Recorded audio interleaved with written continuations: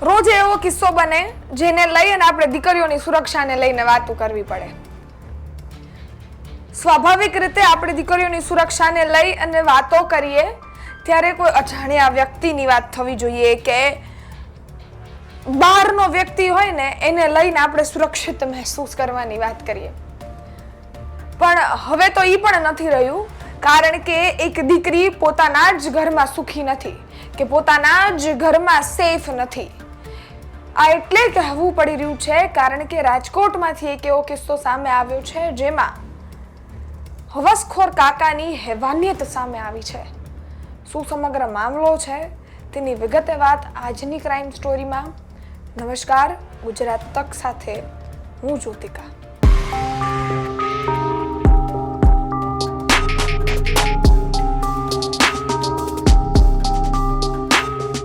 સ્વાભાવિક રીતે આપણે દીકરીઓ છે એને ઘરમાં સુરક્ષિત મહેસૂસ કરાવતા હોઈએ છીએ. દીકરી ઘરમાં હોય ત્યારે એને એમ હોય કે હું સૌથી સુરક્ષિત જગ્યાએ છું. મા, બાપ, પિતા, કાકા, કાકી, દાદા, દાદી આ બધાની વચ્ચે, ભાઈ બહેનની વચ્ચે એક દીકરી સુરક્ષિત મહેસૂસ કરતી હોય છે. પરંતુ હવે સવાલ એ કે શું હવે દીકરીઓ તેના ઘરમાં પણ સુરક્ષિત છે? કારણ કે રાજકોટમાંથી એવો કિસ્સો સામે આવ્યો છે જેમાં લોહીના સંબંધો પર લાંછન લાગ્યું છે. રાજકોટમાં છેલ્લા ઘણા સમયથી એક પરિવાર વસે છે. એમાં એક 14 વર્ષની સગીરા રહે છે. એના માતા પિતા સાથે રહે છે અને કાકા કાકી સાથે રહે છે. એ કાકા એમની એ પરિવાર સાથે રહે છે અને તેમજ એક દિવસ થાય છે અને દીકરીને પેટમાં દુખવાનું ચાલુ થાય છે. સ્વાભાવિક રીતે કોઈ દીકરી માંદું પડે, તેનું છોકરું માંદું પડે એટલે મા બાપ પૂછે કે શું થયું છે, કેમ પેટમાં દુખી રહ્યું છે, ડૉક્ટર પાસે લઈ જાય. એ રીતે જ લઈ ગયા. દીકરીઓ પાસેથી ગોળીઓ નીકળી આવી. તમને પણ વિચાર તો થતો હશે ને કે બીમારી વગરની આ ગોળીઓ શેની હશે? હું તમને કહી દઉં, આ ગોળીઓ કોઈ બીમારીની નહોતી. આ ગોળીઓ એ દીકરી ગર્ભમાં ન આવે ને એની હતી. અને શું કામ આપવામાં આવી રહી હતી અને કોણે આપી હતી તો એ પણ કહી દઉં. એના જ ઘરમાં રહેતા કાકા એની સાથે છેલ્લા 5 મહિનાથી દુષ્કર્મ કરતા હતા અને આની ખબર તેના પિતાને પડી. આ સમગ્ર કેસ આવ્યો બારે, ડૉક્ટર પાસે લઈ ગયા ત્યારે બધી જ વસ્તુઓ સામે આવી અને ખબર પડી કે એના કાકા જ એને ગોળી પણ આપતા હતા. આ ગોળીઓ એટલી ખતરનાક છે કે આને તમે દિવસની એક લ્યો ને તો ઇનફ થઈ જાય. પણ આ દીકરીઓને તો ઓવરડોઝ દેવામાં આવી રહ્યો હતો. આનાથી કોઈ જ પણ દવા, એક દવા નહીં, કોઈ જ પણ દવાથી જો તમારું લીવર છે એ પતી જતું હોય તો આવી ભયાનક દવાઓ તમે એક સાથે ઓવરડોઝમાં લેવા માંડો કે લેવડાવવા માંડો તો લીવર ફેલ થઈ જાય ને અને આનાથી ઇન્ફેક્શન થાય અને એના કારણે આ દીકરીઓને પેટમાં દુખવાનું પણ ચાલુ થયું હતું. સમગ્ર ઘટનાને લઈ અને પોલીસ સ્ટેશનમાં, બી ડિવિઝન પોલીસ સ્ટેશનમાં એ દીકરીના પિતા દ્વારા કમ્પ્લેન પર રજીસ્ટર કરવામાં આવી છે. સમગ્ર બાબતે જે એ દીકરીના કાકા છે એને પણ પકડી લેવામાં આવે છે. સૌપ્રથમ આ સમગ્ર મામલે પોલીસે કાર્યવાહી દરમિયાન શું ખુલાસા કર્યા છે સૌપ્રથમ તે સાંભળીએ. બી ડિવિઝન પોલીસ સ્ટેશન વિસ્તારમાં નરસિંહનગર મંછાનગરમાંથી એક અમને દુષ્કર્મની ફરિયાદ આવી હતી, જેની અંદર જે ફરિયાદી છે એ મૂળ ઉજ્જૈનના અને મધ્યપ્રદેશના રહેવાસી છે. એ લોકો ઘણા સમયથી રાજકોટ શહેરમાં રહે છે. તેમની દીકરી જેની ઉંમર 14 વર્ષની છે તેની સાથે દુષ્કર્મનો બનાવ બન્યો હતો અને આ જે બનાવ બન્યો છે એની અંદર એના કાકા, સગા કાકા જે છે એ જ એમણે એમની સાથે દુષ્કર્મ છેલ્લા 5 મહિનાથી કર્યું હોવાની હકીકત અમને ફરિયાદીએ જણાવી છે. બાળકીની હાલ તબિયત સારી છે અને જે ફરિયાદ નોંધાઈ હતી તે દિવસે એના આગલા દિવસે એના પેટમાં દુખાવો થતો હતો. જે પેટમાં દુખાવો થતો હતો એના કારણે જ તેના પિતાએ પૂછ્યું હતું કે શું કામ પેટમાં દુખાવો થાય છે, ત્યારે તેની પાસેથી ગોળીઓ મળી આવેલી હતી. જે ગોળીઓ ગર્ભ ન રહે તે માટેની હતી. આ ગોળીઓ એના કાકા પોતાને આપતા હતા છેલ્લા થોડા સમયથી, એવી હકીકત એણે જાહેર કરી અને ત્યારબાદ વધુ પૂછપરછ કરતા દીકરીએ પોતે જાહેર કરેલું કે એના કાકાએ આ રીતે એની સાથે અવારનવાર સંભવ. સાહેબ, આરોપીઓ કેટલા સમયથી સંપર્કમાં આવી રીતે કર્યો છે? ફરિયાદીની ફરિયાદ પ્રમાણે છેલ્લા 5-1 માસથી તેના કાકા આ રીતે ભોગ બનનાર સાથે સંબંધો બનાવી રહ્યા છે અને એને અવારનવાર આ ગોળીઓ પણ ખવડાવતા હતા, જેથી કરીને તેને ગર્ભ ન રહે. સાહેબ, પરિવારના સભ્યો કોઈ ઘરે આવેલી કે નથી હોતી ત્યારે ક્યારે કરતા?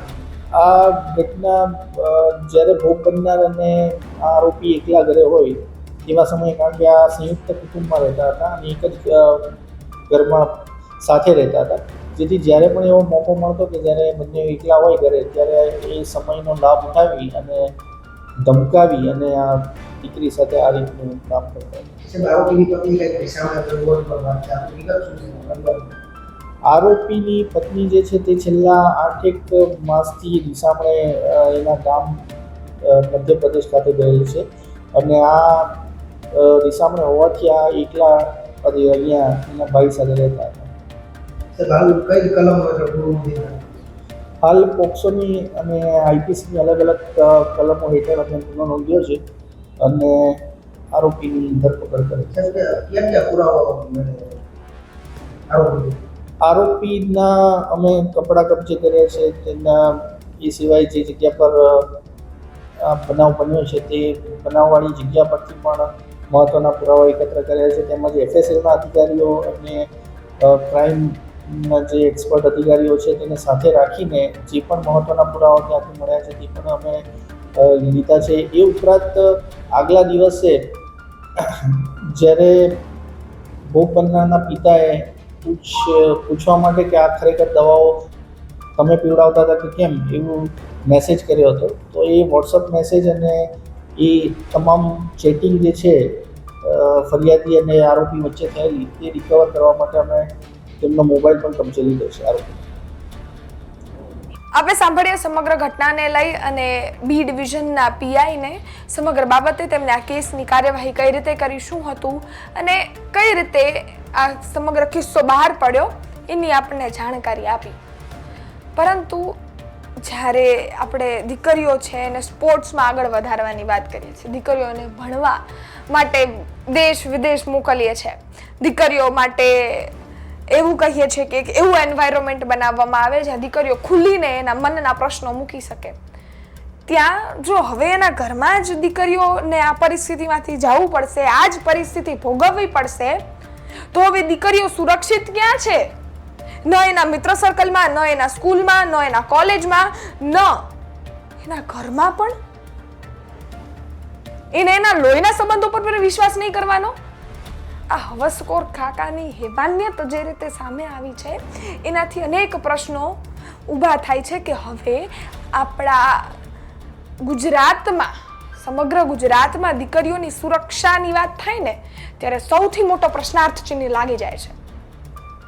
કારણ કે કોઈને ખબર નથી હોતી ક્યારે શું ને કેમ દીકરી સાથે થઈ જાય છે. થાય છે ત્યારબાદ પોલીસ કામગીરી જ કરતી રહે છે. એક લોકો ઉજાગર નથી થતા કે દીકરીને સુરક્ષિત મહેસૂસ કેમ ન થાય. એક એવું ગુજરાત આપણે કેમ ડેવલપ ન કરી શકીએ જ્યાં દીકરી ખુલી અને રોડ પર ચાલી શકે, દીકરી ખુલીને એના પ્રશ્નો મૂકી શકે. હવે તો એના ઘરમાં પણ આવા કિસ્સાઓ આવી રહ્યા છે. એટલે શું દીકરીને જવાનું ક્યાં છે? સ્કૂલમાં જાય તો પણ તેને ડર, કોલેજમાં જાય તો પણ તેને ડર, ઘરમાં રાત્રે સુવા આવે કે ન આવે એ પણ સવાલ છે હવે તો સાહેબ. અને 14 વર્ષની દીકરી જે સ્કૂલમાં ભણતી હશે, આવનારા સમયના સપના ઘડતી હશે, એના જીવનમાં પ્રશ્નાર્થ ચિહ્ન લાગી જાય સાહેબ. એને તો યાદ જ રહે. આપણે વાત કરી રહ્યા છીએ આ ઘટનાની, આપણે આજે વાત કરી કદાચ ભૂલી પણ જશું, પરંતુ જે દીકરી આ પરિસ્થિતિમાંથી જઈ રહી છે ને એ આખી જિંદગી યાદ રાખશે કે એના કાકાએ એની સાથે આ વસ્તુ કરી છે. અને કદાચ આ ઘટના બીજા કોઈ માણસ પ્રત્યે પણ ઘટી હોત ને તો પણ એ દીકરીને યાદ રહેત. કારણ કે જિંદગી પર સવાલ ક્વેશ્ચન માર્ક લાગતો હોય છે સાહેબ. એક સફેદ કાગળ હોય ને એમાં એક કાળું ધબ્બો લાગી જાય અને એ આખું જીવન યાદ રહે. આખા જીવનનો બોજ એ દીકરી ભેગો લઈને જીવશે. અને તો પણ આપણે તો ગુજરાતમાં સુધારો એટલે શૂન્ય. દિવસે ને દિવસે દુષ્કર્મના કેસો આવે. આપણે વાતો કરીએ, તમે મારા વિડીયો જુઓ, તમે મને સાંભળો, તમે તમારા અભિપ્રાય મને કોમેન્ટમાં લખો, પણ બીજા દિવસે ફરીથી વાત કરવા તો આવવાની જ છે, કારણ કે સુધારો તો થવાનો જ નથી. અને હવે તો આ પણ ખોટું કે એ લોકોને વિચાર આવતો હશે કે એના પરિવારવાળા શું વિચારશે, પોલીસ પકડશે તો શું ડર રહેશે, કાયદાનો ડર. ખેર, આ બધી વાતો ખોટી. કેમ કે એ લોકોને જો આટલા બધા વિચાર આવતા હોત ને તો આ પગલાં જ ન ભરતા હોત. એના ઘરમાં એની ભત્રીજીને અડવાની હિંમત કોની થાય? એટલે આ કિસ્સો સાબિતી આપે છે કે હવે માનવતા તો ખેર દૂર રહી, સંબંધોની પણ મર્યાદાઓ હવે નથી રહી. તમારું શું માનવું છે કોમેન્ટમાં ચોક્કસથી લખજો. તમારા અભિપ્રાય મારા સુધી ચોક્કસથી પહોંચાડતો. જેટલા પણ લોકો મારો વિડીયો જોઈ રહ્યા છે, જેટલી પણ દીકરીઓ મારો વિડીયો જોઈ રહી છે, એ કોમેન્ટમાં એની પોતાનું ફિલિંગ, એ શું ફીલ કરી રહી છે એ કોમેન્ટમાં ચોક્કસથી લખજો.